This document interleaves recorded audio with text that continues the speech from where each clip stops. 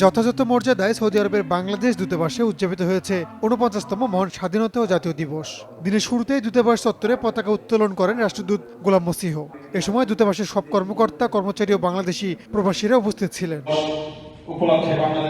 স্বাধীনতা দিবস উপলক্ষে নানা আয়োজন করা হয় কুয়েতের বাংলাদেশ দূতাবাসে।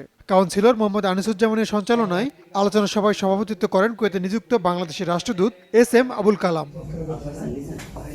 স্বাধীনতা দিবস উদযাপন করা হয়েছে প্যারিসেও। বাংলাদেশ দূতাবাসের আয়োজনে এই অনুষ্ঠানে সভাপতিত্ব করেন ফ্রান্সে নিযুক্ত বাংলাদেশের রাষ্ট্রদূত কাজী ইমতিয়াজ হোসেন। অনুষ্ঠানে বিভিন্ন রাজনৈতিক ও সামাজিক সংগঠনের নেতৃবৃন্দ উপস্থিত ছিলেন। স্বাধীনতা দিবস উপলক্ষে আলোচনা সভা হয়েছে স্পেনের মাদ্রিদে। সোমবার স্থানীয় বিএনপির উদ্যোগে এই আলোচনা সভা অনুষ্ঠিত হয়। এতে সভাপতিত্ব করেন স্পেন বিএনপির সভাপতি খোরশেদ আলম মজুমদার।